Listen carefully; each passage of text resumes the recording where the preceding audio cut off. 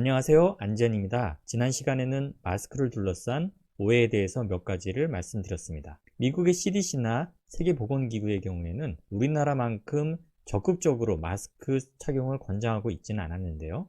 마스크를 제대로 착용하지 못한 채 손 씻기를 등한시할 경우에는 오히려 코로나 감염에 노출될 수 있기 때문입니다. 마스크를 착용할 경우에는 제대로 착용을 해야 되는데요. 이렇게 마스크의 경우에는 위와 아래가 있습니다. 어떻게 확인하냐면 단단한 심이 있는 부분이 위쪽이고요. 그런 것이 없는 쪽이 아래쪽입니다. 착용할 때에는 먼저 코가 있는 부위가 위가 올라가게 하고 확실하게 꾹꾹 눌러서 밀착을 해야 됩니다. 그리고 여기 그림에 있는 것처럼 이 아래쪽을 당겨서 완전히 밑으로 내려야 되고요.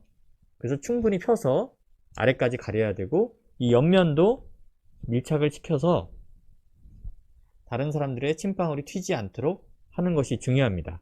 아무리 고급 마스크를 쓰다고 하더라도 제대로 이것을 가리지 않을 경우에는 효과를 볼 수가 없겠죠.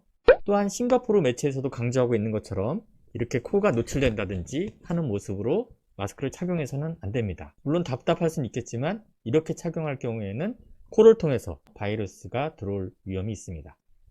바이러스를 갖고 있는 사람이 크게 웃거나 재채기를 하거나 기침을 할 때 침방울이 튀는데 그 안에 같이 바이러스가 포함되게 되고 이것이 묻은 어떤 물건을 손으로 다른 사람이 만지고 나서 눈, 코, 입을 다시 만지게 되면 바이러스가 그것을 통해 우리 몸으로 들어오게 됩니다. 흔히 비말이라고 얘기하는 침방울은 1 내지 2m까지 튈 수가 있는데요. 그래서 증상이 있는 사람에게서는 최소한 1m 이상 떨어지라고 지난 영상에서 말씀을 드렸고 아직까지는 공기 감염의 증거는 없지만 공기를 통해서 전파되는 것이 확인될 경우에는 더 성능이 좋은 마스크를 착용해야 될 것입니다. 여기서 강조하고 싶은 것은 이 노란 그림 안에 있는 매개물, 다른 사람들의 침방울이 묻어 있는 것을 손으로 댔을 때 그걸 통해서 바이러스가 들어오는 경로입니다.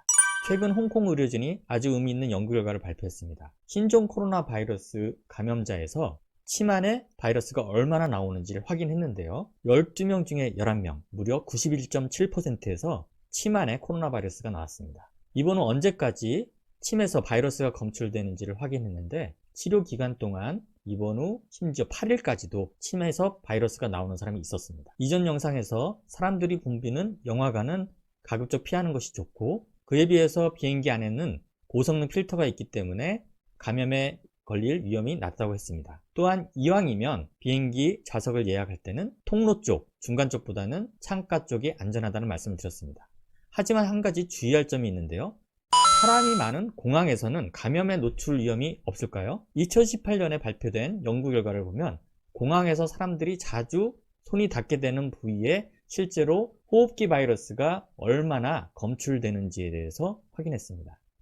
공항에는 출국장, 입국장과 검역대들이 있죠. 그리고 사람들이 많이 이용하는 식당과 화장실이 있습니다. 이곳에 사람들이 손으로 만지는 부위가 많을 텐데요. 연구진들은 사람들의 손이 많이 닿는 것이 어딘가 생각했습니다. 화장실, 캐리어, 대기실에 있는 의자, 그리고 에스컬레이터, 엘리베이터, 버튼 여러 군데를 확인했는데요.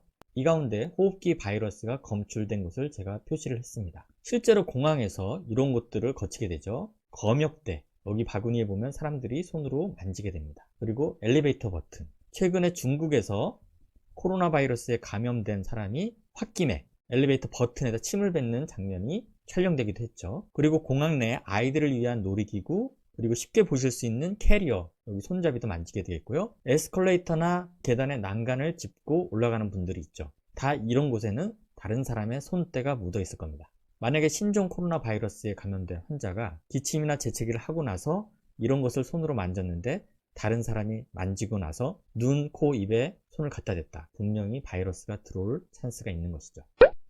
또한 주의해야 될 것은 이전 영상에서 소개해드린 것처럼 미국에서 최초로 신종 코로나에 감염된 환자에서 입안과 코안뿐만 아니라 대변에서도 바이러스가 검출됐습니다. 그러니까 이런 사람들이 화장실을 이용한 다음에 다른 사람들이 이용했을 때에도 바이러스에 노출될 가능성이 있는 것이죠. 따라서 화장실을 이용한 다음에도 반드시 손을 씻어야 됩니다. 바이러스에 감염된 사람이 만진 문고리, 그리고 불을 켜고 끌 때 누르는 스위치, 손잡이, 그리고 지하철의 손잡이, 이런 것들을 다른 사람이 만지고 나서 손을 씻지 않은 상태로 생활하게 되면 바이러스에 감염될 가능성이 있고요. 또한 다른 사람의 침방울, 손때가 묻어있는 물건을 아이가 입으로 빨게 되면 역시 아이에게도 감염될 가능성이 있습니다. 손 씻기를 계속해서 강조하는 이유는 그냥 요식행위로 닦을 경우에는 이렇게 닦이지 않는 부위가 많이 있다는 겁니다. 그래서 올바른 손 씻기의 단계를 잘 지켜서 손바닥, 손등, 손가락 사이, 손톱 밑같이 취약한 부위를 꼼꼼하게 닦는 것이 중요합니다. 또한 국내 언론에 잘 소개되지 않은 내용이지만 아주 의미 있는 것 하나를 제가 소개해 드리겠습니다. 올해 나온 논문인데요. 무생물 표면에 코로나 바이러스가 얼마나 지속되고 어떤 살균제가 효과적인지에 대해서 발표했습니다. 코로나 바이러스가 평균 4 내지 5일 동안 생존하는데 버튼, 문고리, 탁자, 침대 난간처럼 금속이나 유리, 플라스틱으로 이루어진 제품에 최대 9일까지 생존하는 것으로 확인됐습니다. 이것을 통해서 사람 간에 전파될 수 있는 것이 10일까지도 가능하고요. 온도가 낮고 습도가 높을수록 감염성이 오래 지속됩니다. 에탄올과 과산화수소를 이용해서 소독과 방역을 하면 가장 효과적이고요. 다른 성분은 상대적으로 효과가 떨어지는 것으로 확인되었습니다. 하지만 요즘에 마스크뿐만 아니라 이런 제품들까지 구하기가 쉽지가 않죠. 심지어 소독을 열심히 해야 되는 의료기관조차 구하기 어렵다는 문제가 있는데요. 이런 제품 같은 거 구할 수 있으면 활용하시는 것이 좋겠습니다. 가령 이 제품은 메르스, 역시 코로나 바이러스인데요. 이전에 여러 기관을 통해서 효과가 입증되었습니다. 이런 제품을 사용할 때는 사람들의 손이 자주 닿는 부위, 사람들이 많이 이용하는 곳에서 활용을 해야 되겠습니다.